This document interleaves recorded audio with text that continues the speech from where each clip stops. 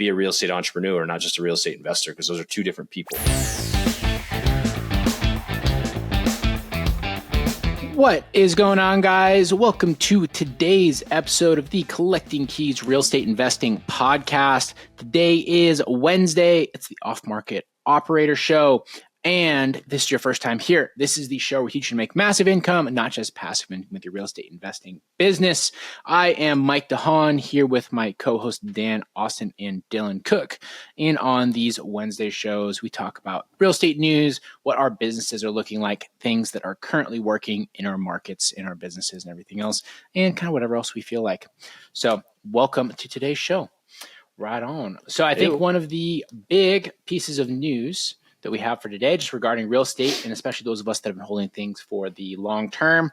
So unless you've been living under a rock, we had a massive real estate spike in 2021, and then 2022, interest rates started going up, 23. Everyone has been saying that we are going to have a large crash for, I guess really since I started doing real estate in like 2018, everyone said it was too late. For a while, yeah. Yeah, but this article you sent over, Dylan, for the show, I guess it's a link to tweet from Reventure, is showing that inflation adjusted, now that real estate is at an all-time high that it's ever been. And I mean, it's a kind of an interesting article going into that, because like the whole thing with real estate, right, is it's supposed to be like support you going through inflation and everything like that. And this, I guess, absolutely just shows that's true, right? Can you give me like your quick breakdown of what you got out of this? So, I mean, this is from the Robert Shiller Index, which is kind of like the gold standard for most economists and what they use for like their inflation data. And basically from 1890 to like the 2000, it's a 130-year average of all around like followed a trend line, essentially. Okay. And then once we got to 2000, it spiked up, and that was right before all the way to the great financial crisis of 2006. Crashed all the way down, obviously post crisis, and then it's steadily been creeping back up. And then recently, we've passed even what it was pre GFC, right? Mm-hmm. So now the doom and gloom out there is like, oh, that we're past this. We're going to have this basically free fall down to the historical average, which would mean that prices fall exponentially quickly. Yeah. So, I mean, that's people always say like, well, historically, that's what happened. That happened one time. So, right? I was going to add to that, like, what I would be curious, and I don't know this, what happened in 2000? We obviously know what happened in 2006, and then 2010, we know what happened. We can talk about it in a minute, but what happened in 2000 that would cause that spike? Because it's a noticeable spike, inflation adjusted, a huge run up in the market. So I think it's kind of the same thing that just caused all the way up to 2006, which they lowered interest rates down to near zero. That's when they had the tech blow up, like everyone that had stocks in all type of companies, the dot-com bubble. Yep. And so they went into like a mild recession. Everyone's worried about Y2K and all this shit. And they took rates back down to zero. Yeah, no, they didn't start doing QE till 2008, but still taking rates to zero. But then they were doing like the CDOs, like they're all packaging these junk bonds together and trying to sell them off as mortgage-backed securities. That was kind of like the run up to there. That was the first time they did. So they introduced a completely new product to the marketplace. Correct. And they would pack up. It's basically like packing up dog shit and presenting it as A grade. Yeah, right. Because you got a bunch of dog shit. Because you have more dog shit. It's not just dog shit. You know what the thing is though? Like whenever it comes to stuff like this, people always look at like these macro things that were going on and try to like use those to explain consumer patterns, which is really what drives the market. And the thing is, if you look at honestly, I think that one of the reasons that 2000 to 2006, 2008, the market really took off. You can talk about the way that they're doing loans, like all that sort of stuff. Sure. The only reason that was possible is because that was like the rise of the internet, right? On like a modern level. And all of a sudden the process of buying homes, of getting loans, of like going through that whole process was significantly easier. And so it just expanded the buyer pool an incredible amount. And so the demand increased incredibly. Like I think that you could have gone back in time and the feds and the way they're doing mortgage could have been exactly the freaking same. And the same thing would have happened just because all of a sudden more people are able to enter the marketplace. With that too, Mike, the one thing I'll add flavor to that is there's a common saying in like the economic circles that demographics is destiny. And 20 years ago, the most people who were buying homes were like some of the, I guess, younger baby boomers, like the larger generation. You just had more people available to buy housing at that point in time. Exactly. For sure, yeah. I mean, if you look at 1920 to 1940 in this graph, it kind of sucked to live in the United States then, so it makes sense. We had the Okay, Roaring Twenties, the Depression, World War II, and then you came out of that after like the 1945 or whatever. You had World War I on the shoulders going into it, and then World War II coming out, which is kind of like the greatest generation, all that sort of stuff. And then it just we kind of rode it out for a while. And then you introduce all these new products and all these new things like the internet in 2000 going up. And so to me, I look at these things and I say, yeah, but what are the circumstances that have changed? Like, we printed 80% of the world's money in COVID between 2020 and 2022. So of course, what happened? Shit got crazy, and you see that kind of spike up there a little bit where it goes really fast. But well, and it would track with M2. Like, that's what a lot of people, these economists cover, is like the M2, which is like the overall money supply. If you just would throw that, on a graph like with this, with like home prices and interest rates, it's like almost a 1-to-1 correlation. Mm-hmm. Yeah, I mean, and that makes sense. But also too, I would say going back to like 2020 and 2021 and 2022 and that rise, people look at the printing money, do all these different things, look at the smaller microeconomic individual behavior that's going to be happening at the same time. And this is, in my opinion, what really drives that is you have a bunch of us that are millennials. And for all the people that didn't have shit, there's also a bunch of us that kind of figured it out and like went to school, have been making money since like 2010, living frugally, right? And then all of a sudden we went into COVID and you had a bunch of people that had like vacations or other shit they were going to do with like, well, I'm not spending money on that anymore. I might as well buy a freaking house. Right. And rates are low. And so a ton of people took all their savings and all their expendable income they were planning to use on other shit or they would have in the past and put that into a home, right? And that, led to the market taking off. And now it's led to a ton of us adding a ton to our net worth because of properties that we bought were worth 10% more the month after we bought them. And they were protected against inflation, right? Because they went up with value, or values went up with inflation. Exactly.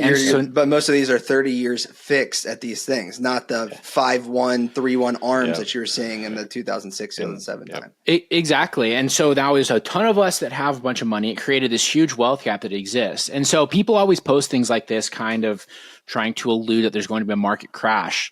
The problem is those of us that were the beneficiaries of the past 5 years, we're all sitting in a very good spot, right? And we have the ability to buy up into another house. We have the ability to stay into a home that we already know we can afford, right? Because we've been here for a set period of time. A lot of us that have survived this period have learned to make money or have good careers, right? It's made the haves and the have-nots like further apart than they've been probably, I don't know, ever maybe in the U.S. I'm going to rant a little bit. There's something called the Cantillon effect, which basically means it's the growing wealth divide between the haves and the have-nots. And it's directly correlated to how much money that the government prints and spends, both at the Treasury and at the Fed. And the reason is just being, one, if you're already on the assets, your assets are going to go up in value. But two, if you have those assets, you are more lendable. The closer you are to the money printer, you can go borrow against your portfolio at 2%, where someone who doesn't have any assets, they're getting terms at 7-8%. Yeah. And those people who know how to do it are going to leverage 2% and make 9-10%. And so ever since even COVID or the GFC, they've called it a K-shaped recovery, right? Where the 20% are going up and to the right, but there's also the 80% that are going down to the right, right? So if anyone that wants to look that up, look up the Cantillon effect on Google and you'll see what I'm talking about. Yeah, that's fascinating. I haven't heard that before.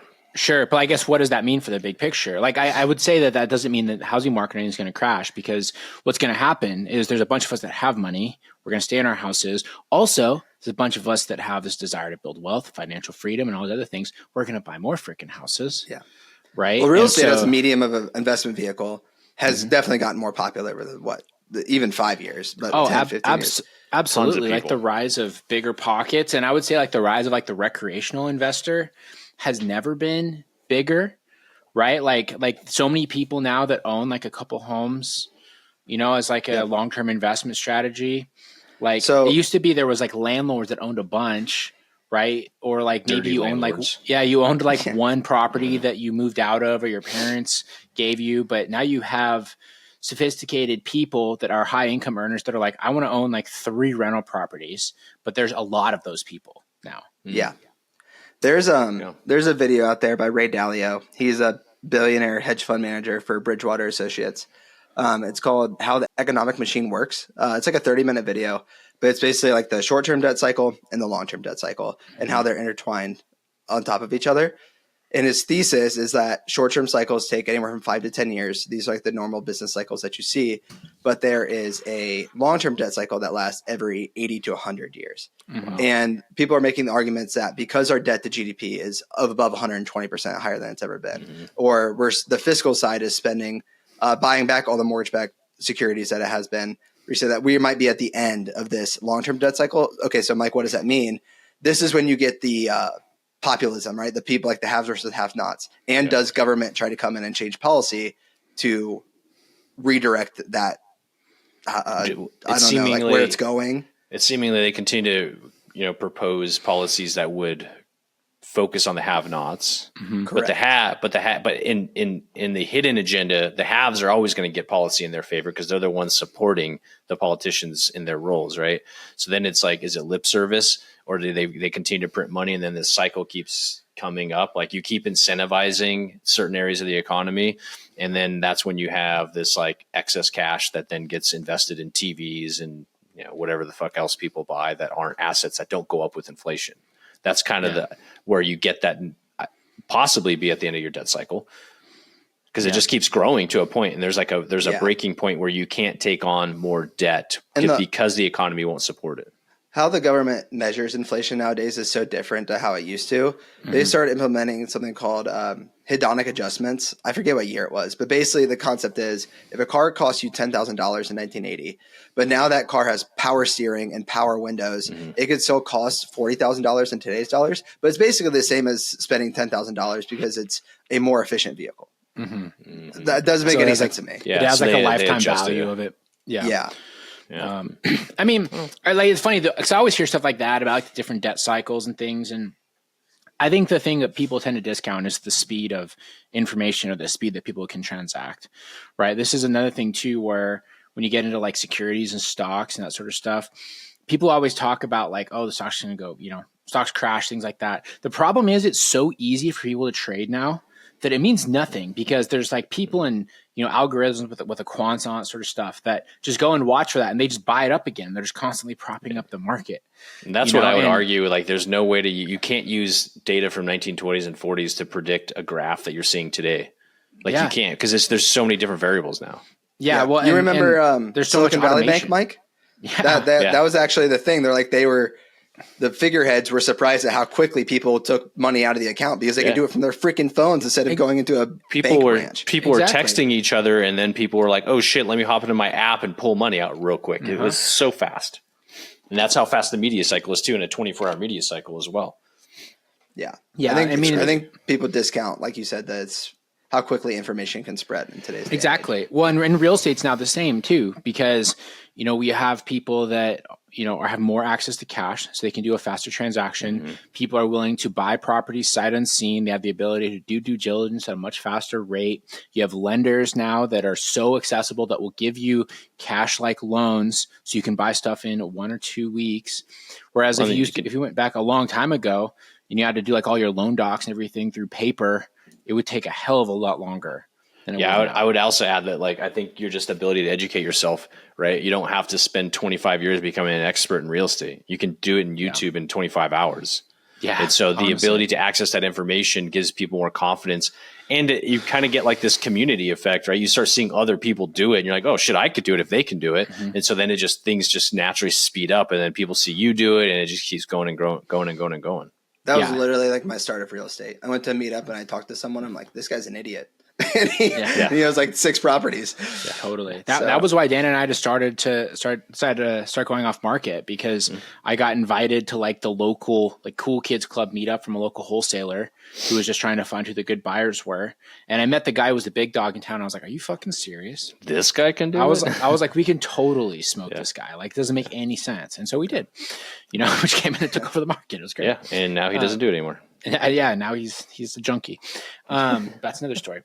But I mean, I don't know. Like I just think that the direction things are going are interesting with that, because it discounts human behavior, I think, at a level, because most of those things are put together by people that don't fundamentally think about human behavior or like the way that society works. They think about how like rich people work or like people that are really big picture thinkers, and that's not really what drives a lot of the economy. Does it tie back to that conversation we just had, which is like, because information flows so quickly that human movements can happen. And so a graph that you're trying to predict human behavior from a time that never had this type of ability to have human behavior in such a way for it to mobilize. I mean, you think of like Wall Street bets, right? You can mobilize worldwide, essentially a group of people that will completely shock the system. And now you're like, well, in 2006, this happened. You're like, yeah, cool. But that's not the same thing as 96 and 1986. It's a different environment.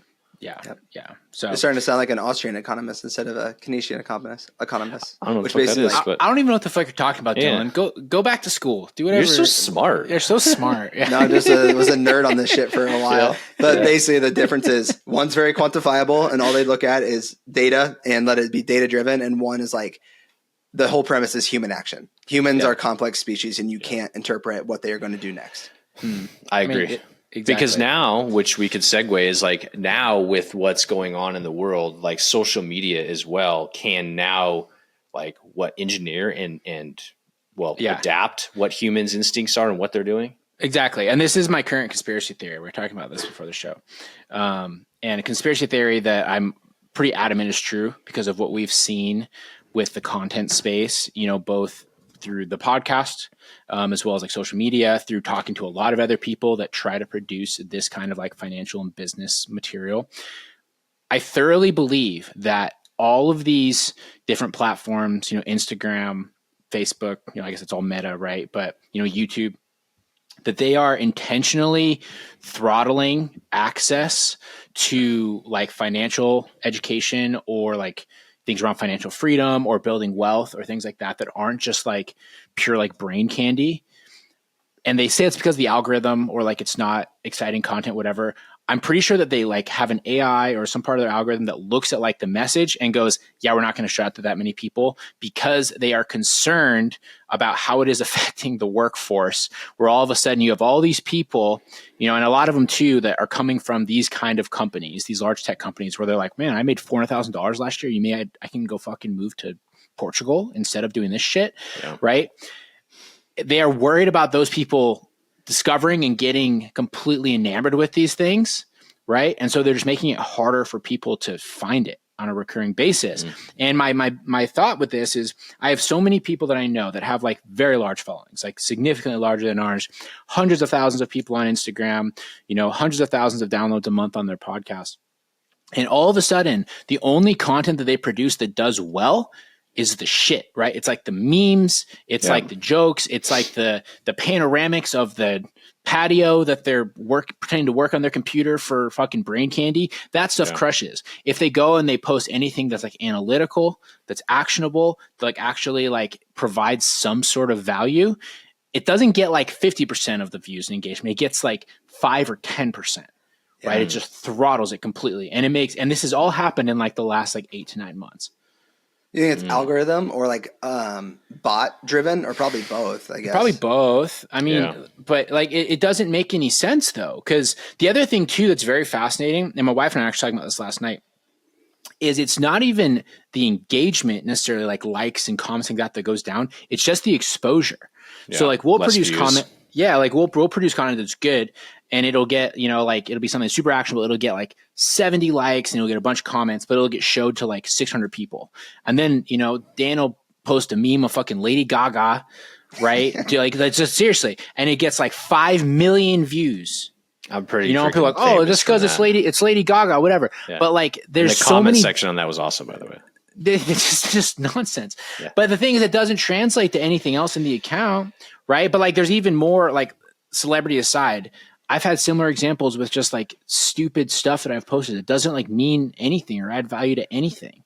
Yeah. And but now you guys are incentivized as the content creators to promote dog shit. Yeah, exactly. Yeah. Yeah. Yeah. I think maybe people are educated up. They're like, I don't want to learn more about this shit. Maybe real estate's not cool anymore. I mean, that's business definitely not content. Cool. Yeah, we know that everything's about buying a business, and even that, like you're right though, like even whatever. generally in like business stuff and like It's just not. It's not as like prolific anymore. You know what is prolific is ads. There's a lot of ads. So many ads. So many ads. But even then, like the ads or like the promoted content I get will be like, look at this. This is one I got the other day. It was like, look at this little kid, and he's like pushing like a plunger, and then like the fucking thing behind him like blows up. I'm like, why is that the promoted content? Right? That's not my algorithm. I don't follow things that show me that Oh, I know should be what I'm getting exposed to. I know your algorithm. You know my algorithm? I know your algorithm. I know your algorithm, thanks of all the freaking shit you send me all the time. But, yeah, I think there's definitely something to be said. I do believe that social media in general, I don't know who, I do have a belief that TikTok has driven a lot of what's going on in American culture and American like social media, because they clearly, like if you do the research, they have something special. They basically have what Google had when Google's search engine was created. Like their algorithm is so freaking good, and it's just so engaging in keeping people on their platform that it's really hard for anybody else to get to that. And that we know is being social engineered, or social engineering is happening with China on that app. Like that's just known. Like I think even Chinese people are like, yeah, that's what we do. Like, why wouldn't you? You know what I mean? It's like, duh. And so I think there's some of that, like they're trying to chase that. But I also just think like, we know more now. We're starting to see more. We're finding out more that these apps are trying to engineer socially what's going on in the world. Or you know what you guys should do real quick, because I know you're just finishing up your first flip that you haven't done a flip in a while. You should post like before and afters, because those usually crush for us. Like the before and afters has always been like a sexy real estate content, and compare that to some of your other stuff and see what happens. Yeah. Yeah, probably won't do well at all. You know what you should do? You should post one that's just like the picture and see how it does. And then you should post one where you actually talk about how you did it. I bet it does worse. But yeah, we know that social media has influenced stuff like that, though, because I mean, literally yesterday, Mark Zuckerberg released his little letter talking about how they're doing stuff during COVID, during the last election, doing all these sort of things. And now he's basically saying that he's not going to do that anymore.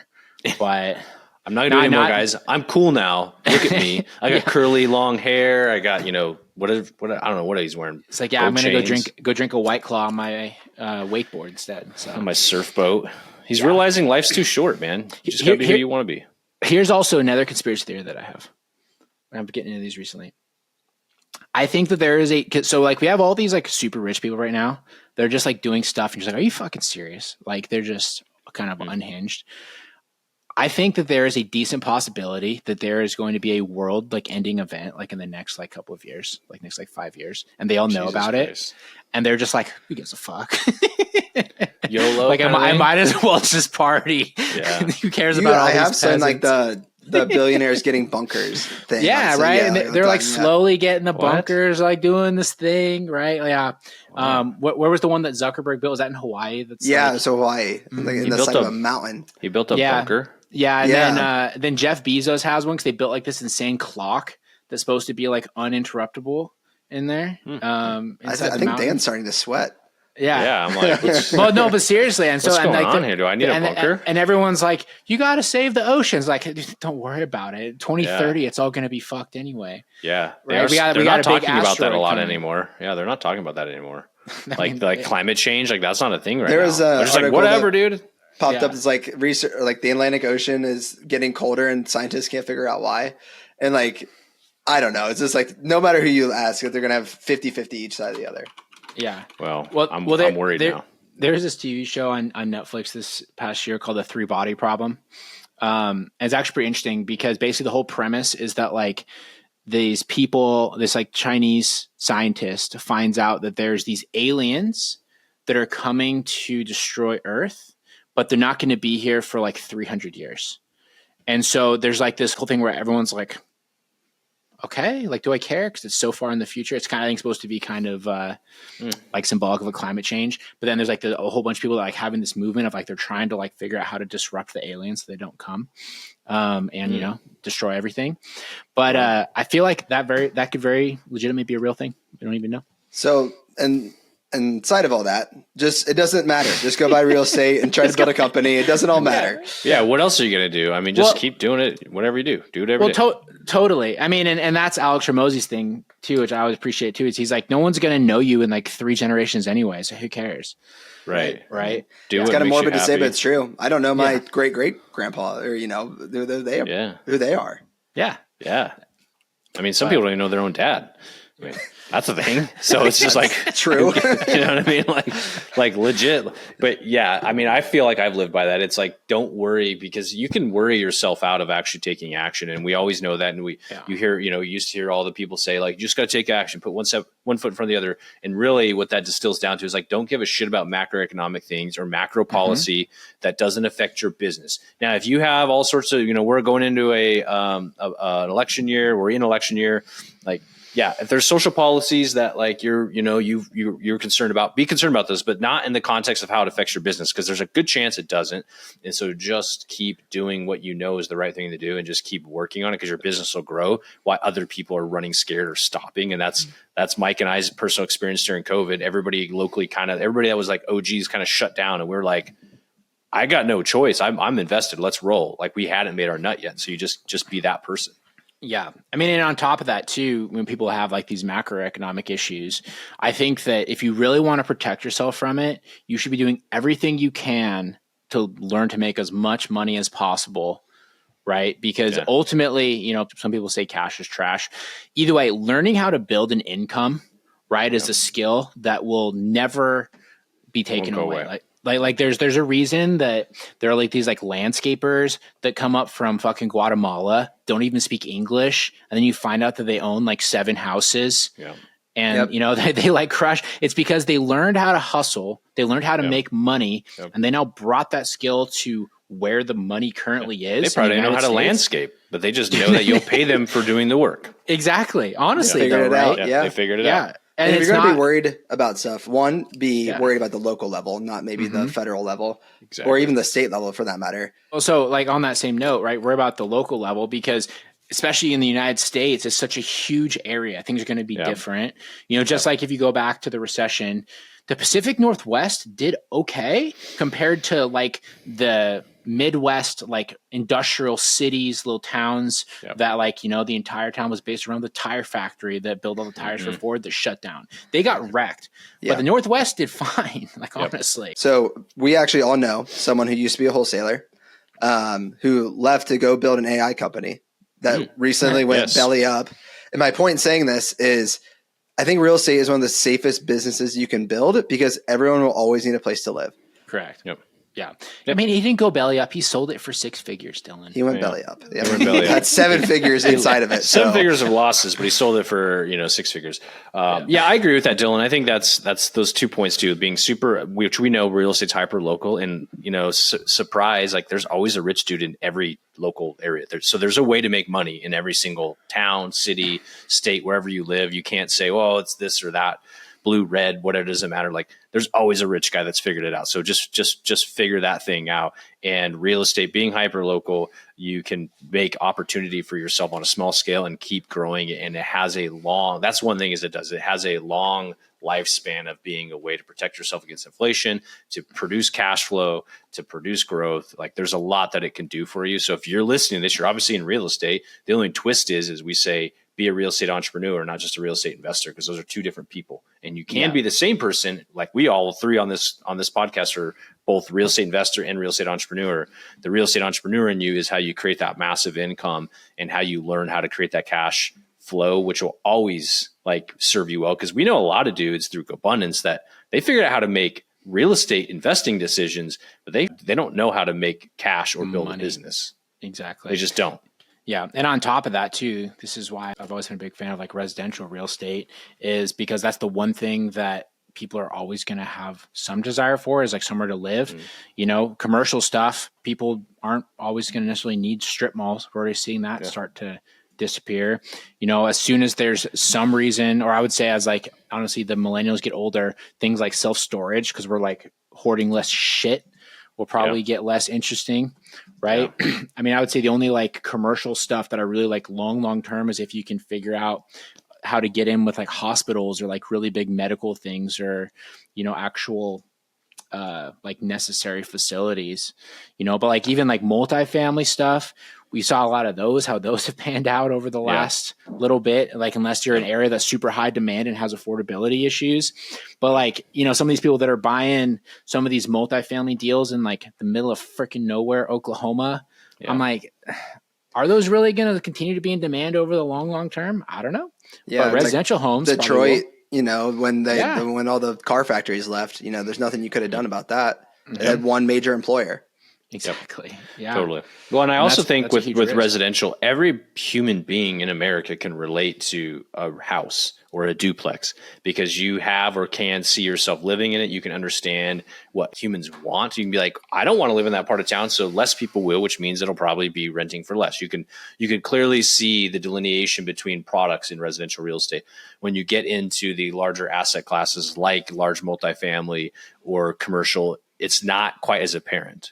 Right. It's not human instinct to understand why a strip mall is not going to be as profitable or something, or your competition to buy that strip mall is different than just the human person you're going to be competing with on a single family home. Yeah.